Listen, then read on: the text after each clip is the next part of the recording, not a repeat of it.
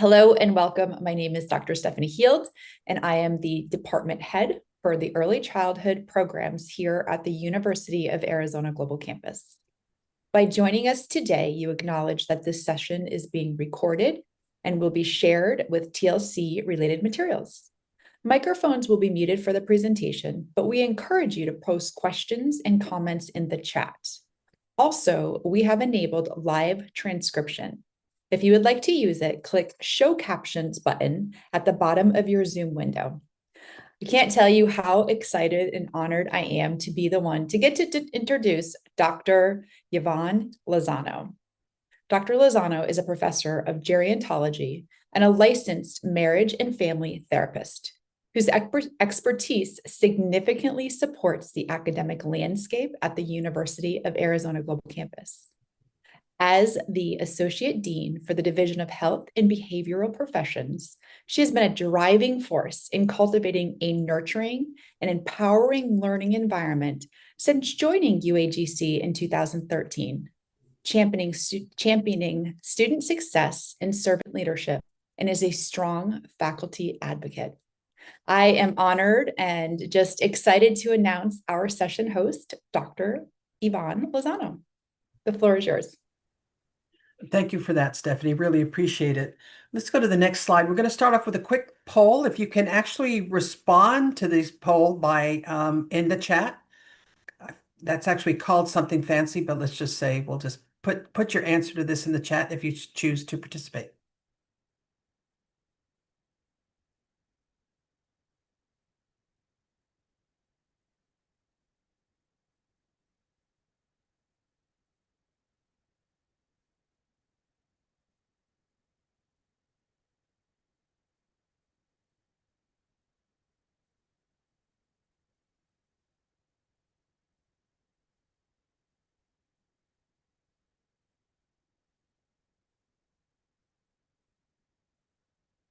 So great to see all those names coming in.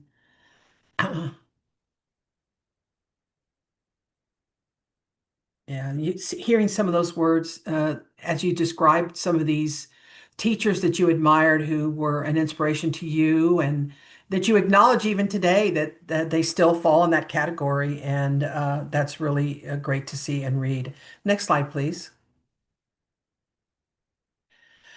I'm going to tell you a quick little story of this idea that came up in my brain. I think some of you who I meet with sometimes in different committees or have had discussions with, I've talked about yellow paper.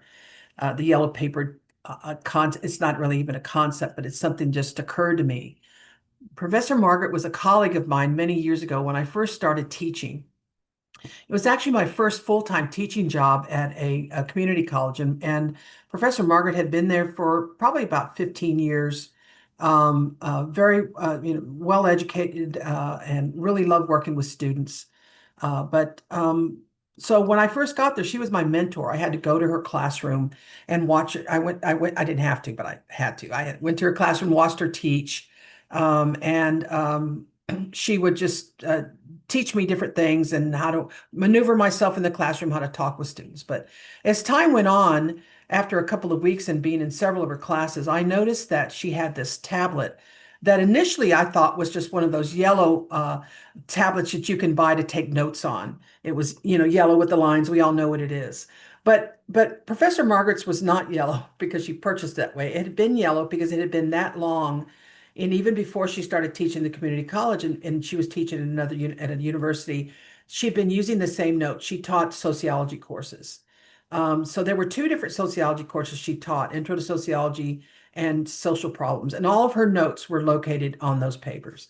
And every class that I went to, she taught the same information, read from the same information, gave the students the same information. And so when we had our meetings at the end of my mentorship, I asked her, I said, are those the notes that you always use? Because you know me, you know my personality, I just asked her that question.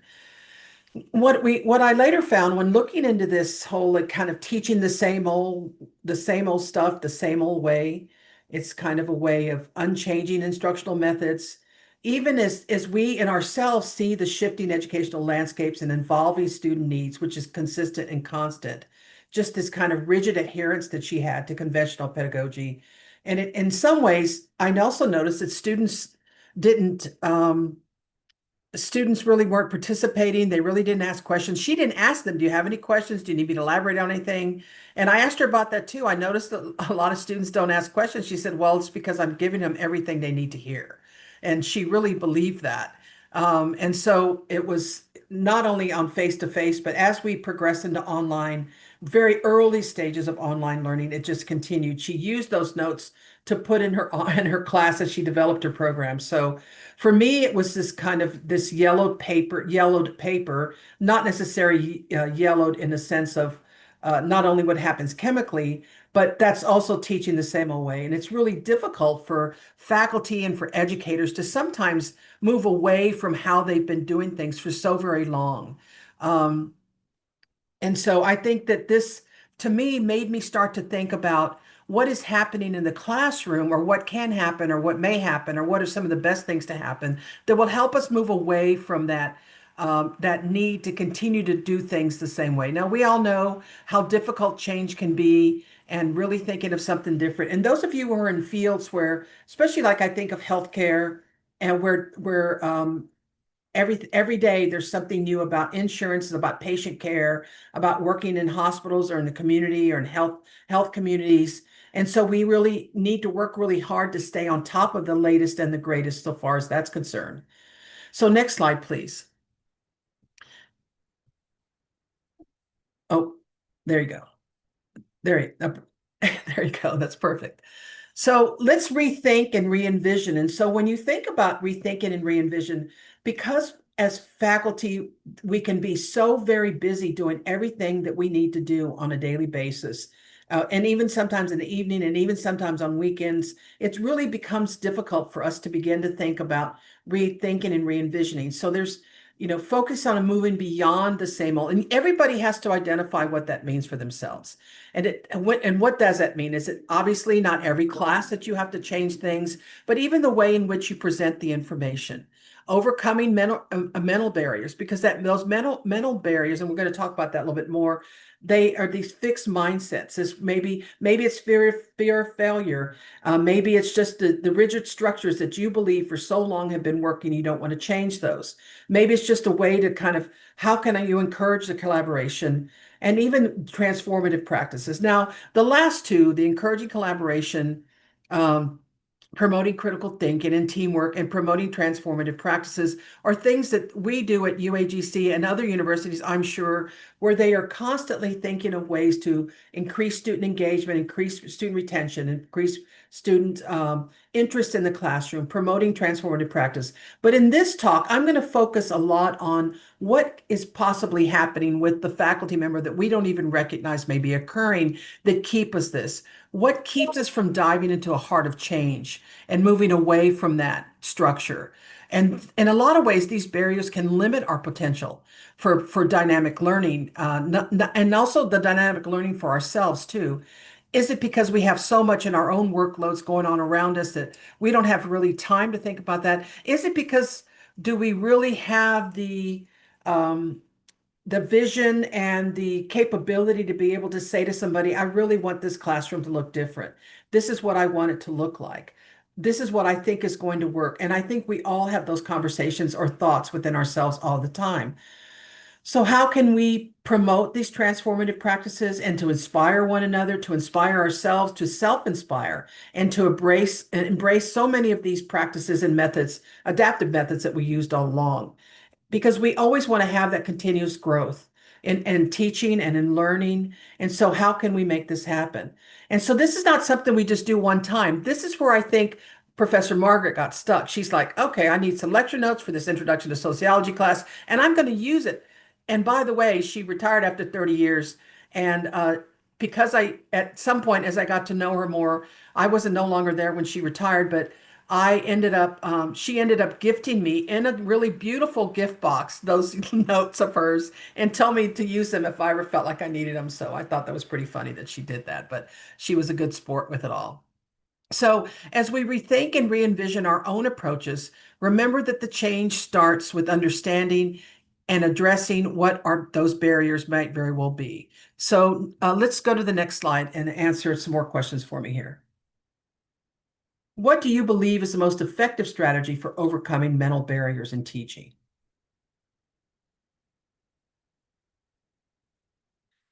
I know that's probably a loaded question, but that's a good point, Jennifer. Stay coachable.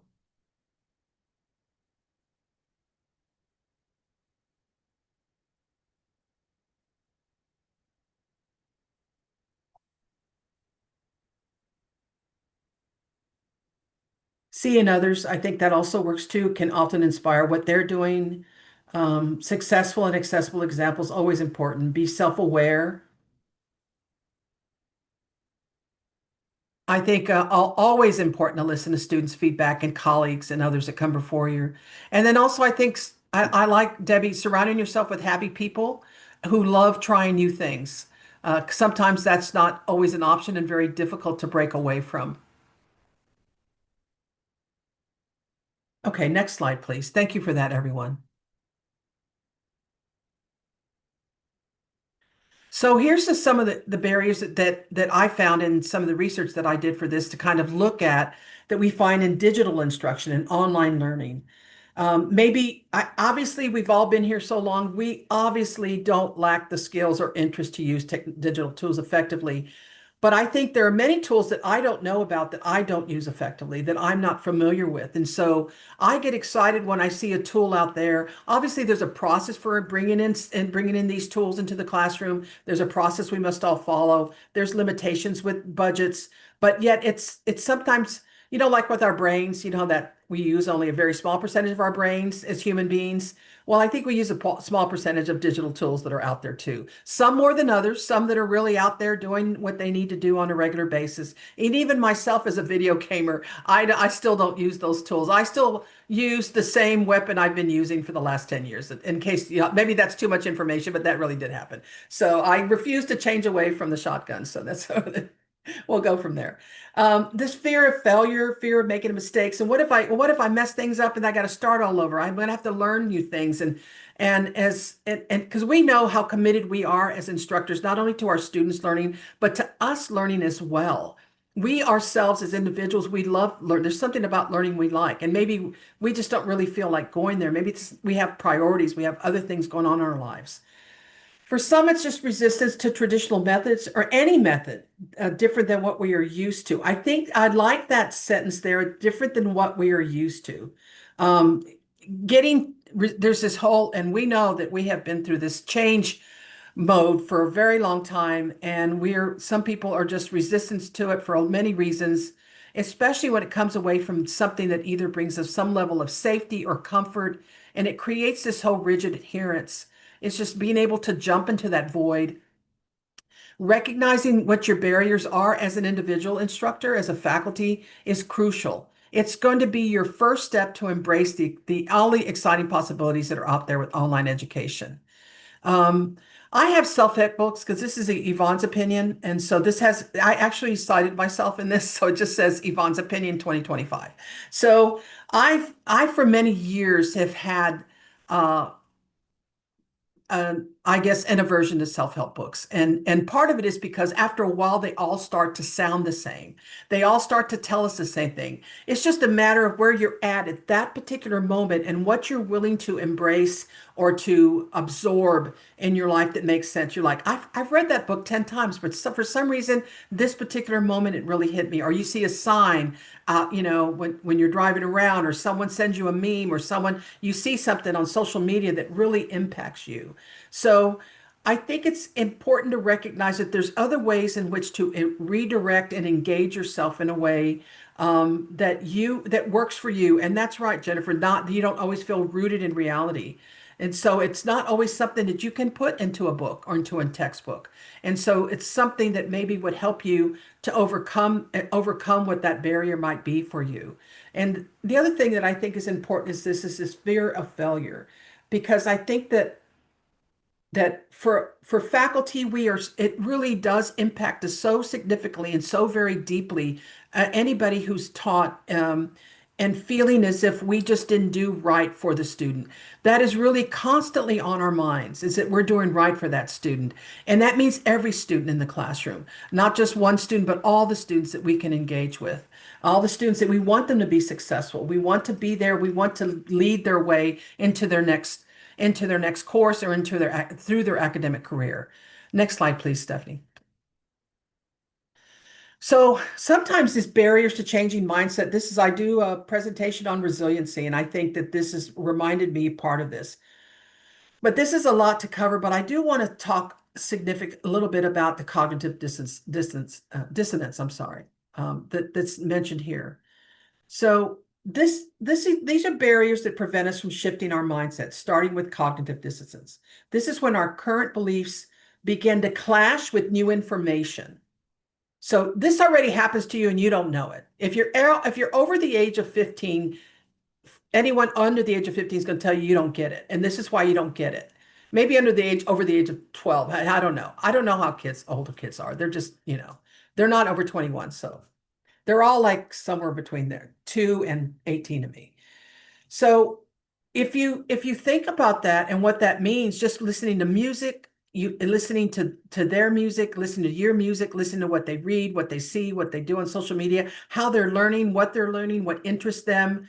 These are all things of us having to adapt to some of those new insights. This is one of the reasons when I first got into academia, coming out of a hospital administration, that I really loved working with students because they taught me things I was like, really? I didn't even know that. I didn't know what that was. I don't know who that was. They just kept me in the loop with what to wear, with what to say, with how to act, with current terms. And so these are the kind of things that we also teach ourselves of what's really out there and what we can use. So in some ways, our current beliefs will clash with this new information, causing discomfort. Instead of adapting to new insights, sometimes we just rationalize our current views. I'm going to just say, this is why I'm still using this, because it basically what you're saying is it works for me and I'm comfortable with it. And it's just that fear of the unknown that you see here moving to the next step. So it's really and research defines it as psychological discomfort too. It is so difficult for us to step outside of those boundaries of what we believe. And some of it is because you have done an amazing job and it's working 110%. It's working exactly the way you want to, but what would be different from stepping away from that in some way? So sometimes you have to think about a new teaching method, something that's different, and adapt to, and sometimes adapting to institutional change, which we all know what that's about here, what we do and how that impacts us, and sometimes just reconciling our own personal values with the professional expectations. And this is not an easy task for any of us, for anyone in this situation. So sometimes, as we move on, some examples of this can be people preferring some sort of just traditional lectures or lecture experiences in the online classroom, however you define that. Adding something different like an interactive tool, online tool for some reason can be life-changing for a faculty member who said, I just can't undo what I see here. And also what your expectations are with curriculum.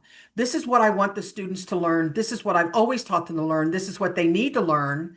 And so I also think that sometimes what this is reflecting is that those particular methods of thinking that way and only that way keeps you inside a very tight box that does not allow you to be able to move outside of it because you've decided this is what works, this is what I'm going to use, and this is the curriculum they need to learn. Now, maybe find out what others are doing research to see what else is being taught, whatever that subject matter is, and really thinking outside of that. This is busy stuff. That's why some of us, I've had a subscription to the Gerontological Society of America journal and other gerontology journals for so very long. I mean, I don't know why they don't give them to me free. I've been paying them for so long. So I read those because I'm like, oh, I didn't know that, or I didn't know this was coming out. I mean, I just think that it just keeps me on my toes and so that I'm giving information to people that is the current and most current research that's out there. Sometimes with cultural norms too, it plays a decisive role. It can sometimes alter our mindset challenges and beliefs that we have within our own learning community. And the resistance to this can be very very strong based on those norms and values. We have to recognize within ourselves how very deeply these influencers are embedded within us. Also, this lack of awareness, it's easy to stick with the status quo without knowing the benefits of the importance of change. Status quo is if that's where you want to be and you want your students to be as you teach those students and for yourself, but also asking yourself why is this a barrier for me? Am I really limiting what I can provide to the student? And then also confirmation bias. It complicates things by leading us to favor information that aligns with our current beliefs. So when I put that opinion, according to Yvonne, our opinions, and I don't want anybody to be shocked what I'm about to say, but your opinions are not facts. So we'll just move on from that point as we move ahead. So we do know that by understanding these barriers, we can better navigate the paths toward change and to embracing these new possibilities. Lack of support or resources. I mean, this is something we all have to face, especially teachers. And you think of teachers in public school systems, the lack of support they have there, the lack of resources.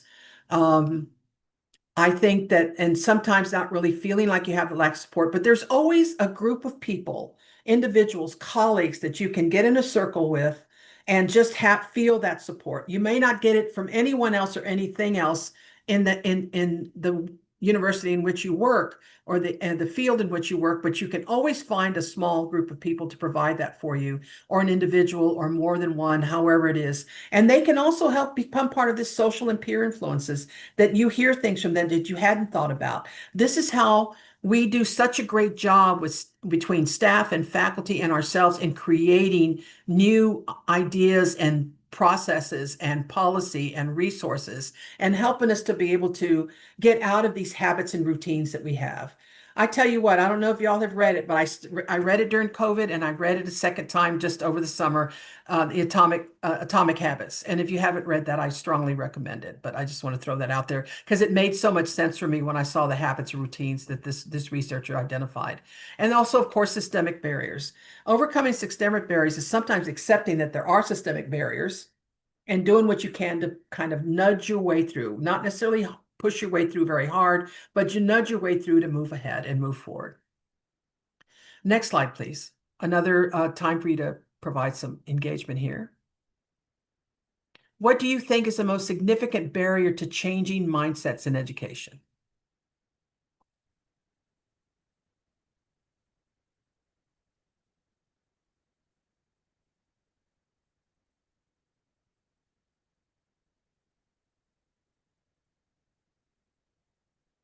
I'll see there from Chris, too rigid, lack of resources, resistance to change.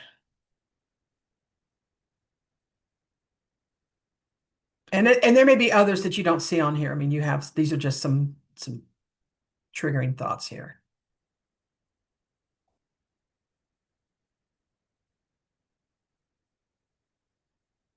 Okay, thank you. Next slide, please, Stephanie. Tradition, oh yeah, big time tradition. Yeah.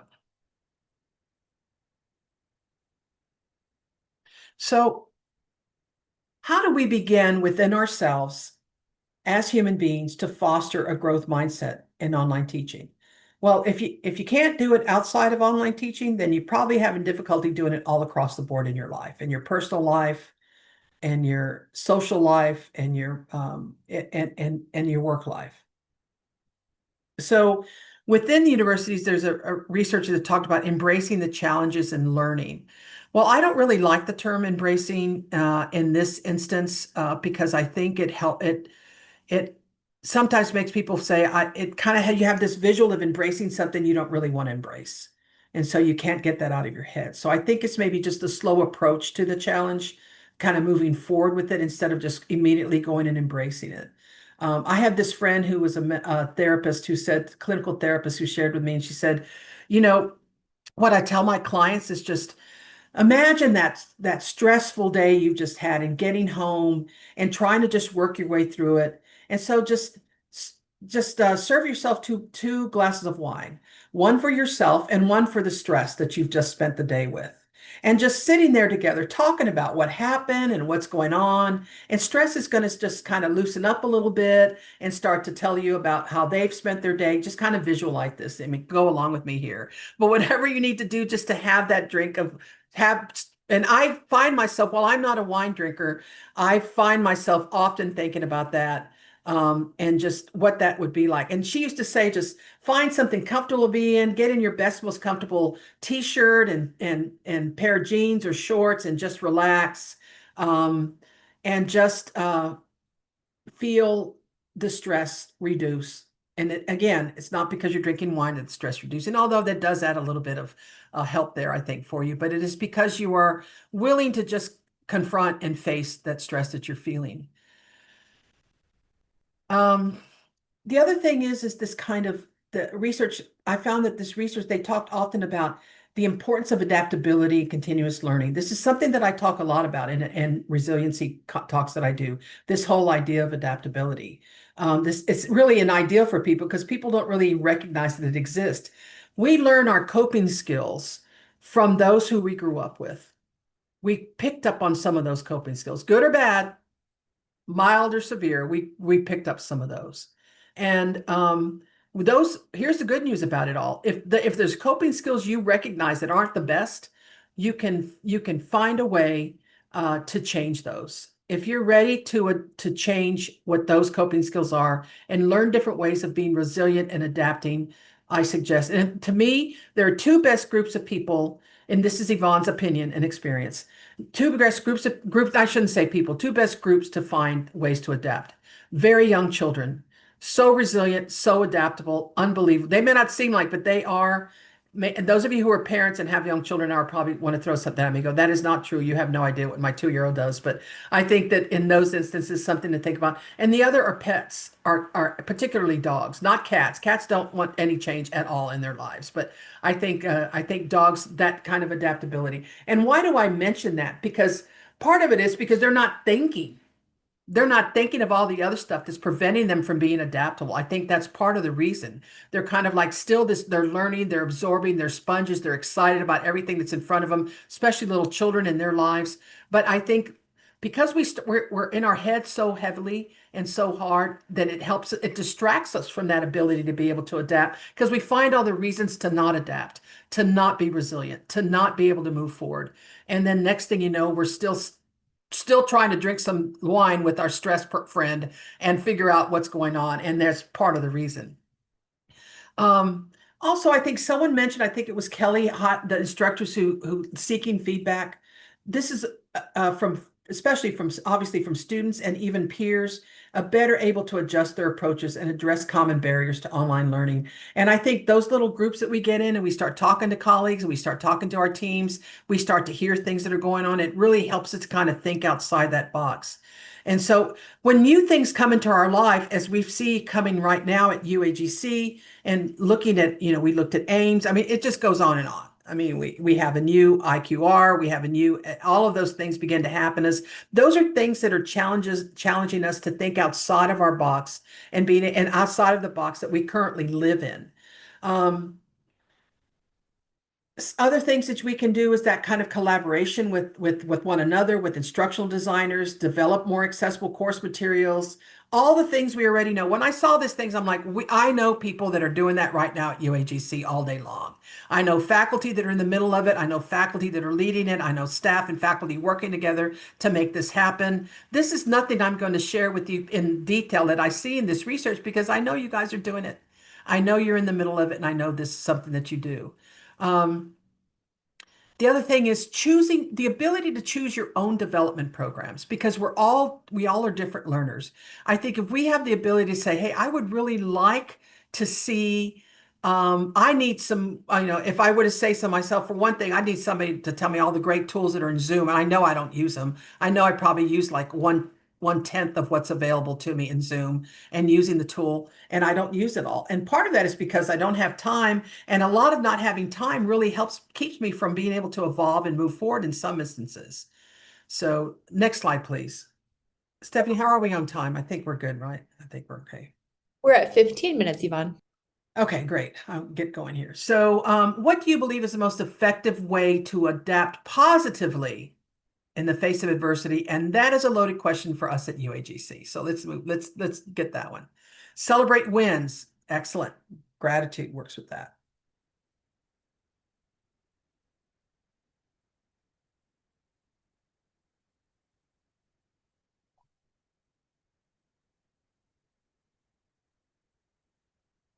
The mentoring cohort groups is a great idea too. I think that's great.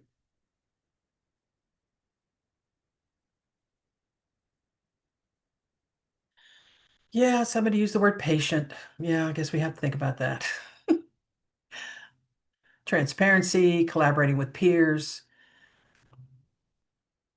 I think the collaborating with peers is a little bit of what I've been talking about in regards to really just finding ways in which to what other people are thinking, what other people are doing, and finding those peers that you can trust within that circle as well.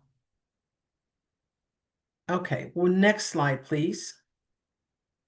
So how do we support our own continuous growth and this is the thing, what you already do every single day at UAGC or wherever you're working, whatever university you're at, whatever you do as a staff, a faculty member, what you're doing, what you're already doing. So we want to foster this resiliency and adaptability.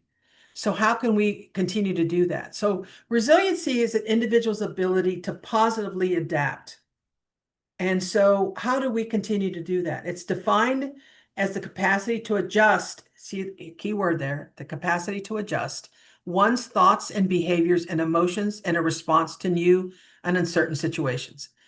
What struck me with this is that I was watching those funny videos at Halloween where people are scaring each other. Okay. I saw one where there was a teenage girl whose teenage brother scared her, and they have a younger sibling who was obviously somewhere under the age of 5, very young.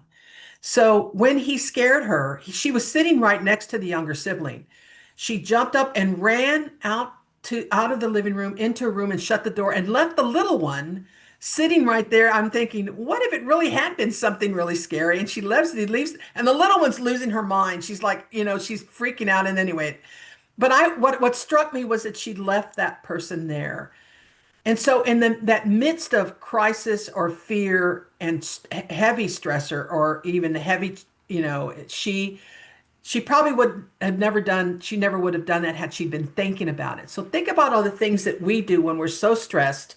We have so much going on, so much that we're thinking about, that what we're leaving behind, what we're not, that's right next to us, something that could help us to move forward and to evolve.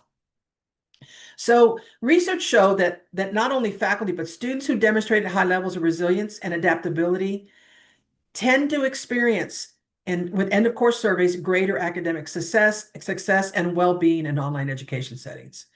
So in some ways that really, it challenges us, those of us as faculty, to be that person, to mentor that behavior. And I'm teaching a class that I'm finishing up right now, and I had a student that had used ChatGPT to complete her whole full response in her discussion question. So I looked at it further, and I saw that that's what 99% of her work had been that. And so I just really sat back for a very long. I wanted to write her right away and give her the whole rules and spill, but I said, no, I'm going to talk to her very differently. And I just really spent a lot of time before I set that email out. I've had the best response from her. Every time she posts anything, she's like, I really spent some time on this, Dr. Lozano. I want you to know that. And I think part of it was because I didn't want to add that stress to her by how I verbalized that to her. And I know, culture of care, we talk about all that. That's all part of the foundation of helping students and ourselves to not feel that culture of care. And I'm not the best of it. As a manager and sending emails, sometimes I'm just writing so quickly, I'm not thinking about how this email is going to impact somebody because I just need to get it done. I need to get it done, and I'm not communicating very well in when I do so. Always have communicated much better, as I think we all have, in person. I mean, verbally, than I do in writing. I know people who write beautifully and write, and they probably do better in both settings. Also that positive attitude. I mean, it is, I don't know, it's not always, it's okay to not always have a positive attitude. Let me just throw that out there. You hear things are going on, you're very busy, and you just don't feel like, talking about all the shiny things that are happening in your life. You just want to be in a bad mood for that particular moment. You need to let people, you want to just, people around you need to let you do it. So it can't be, it is toxic positivity. So be cautious of when you're using that positivity in regards to for yourself on a daily basis. Oh, I need to let this go. I need to be positive. I need to think about the resiliency and adaptability in facing these challenges as I move ahead, and keeping that in mind as well. Um, so some of the studies also reflected the multiple barriers to resistance, to resiliency and adaptability. And so what this leads to in this study that we saw with Johnson, elevated risk of disengagement and anxiety and poor academic performance, but it's not just the students who are experiencing that. I bet faculty fall into that as well. So how can we keep ourselves at that level? We cannot constantly keep ourselves at that level of perfection, whatever we're trying to achieve, just being human and allowing students to see sometimes that that's not human, that we're not human. I think about that sometimes when I write short, quick sentences to people I'm emailing or to even to my students that I've not really provided them with the information they needed. I just got it done. I just did it and it's done. I can check it off my to-do list and I can move on. These are all things that help, that really don't positively impact what we're doing. And I think thinking about how this hinders our ability to cope and recover from challenges and stressors effectively because we're not really helping to evolve our resiliency and our adaptability. I think it's important. A lot of times we work on our physical well-being, but we forget that we have an emotional and mental well-being too, and how critical that is to be able to be successful as we move ahead. Next slide, and this may be the end of that. I think we're getting close. Yes. Now it's time for Q&A. Anyone? Bueller? Any Bueller? I'm going to come off mute. Yes. Atomic Habits has been on my TBR list for years. Great. Um, is there a habit or a tip from that book that you took away that helps contribute to developing that resiliency, Yvonne?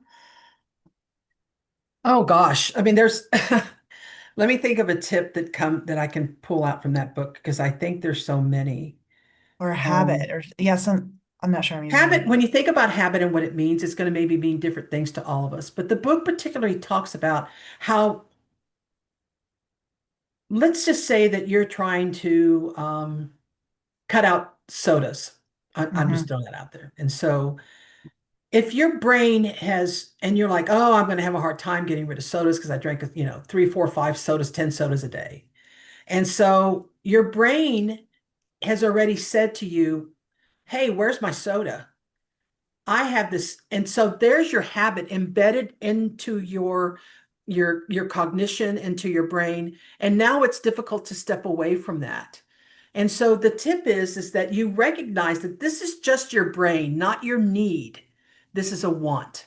There's a difference between a need and a want, and that's a habit. That's part of that I strictly remember. So in order for me to get through this day, I need for things to go this way. And so I don't have time to add anything else to my day or anything in my classroom or anything for my students. I don't have anything else. So until I get this done, and then by the end of the day, then you've not done any of that. And so now you've just perpetuated, according to this book, your continued habits.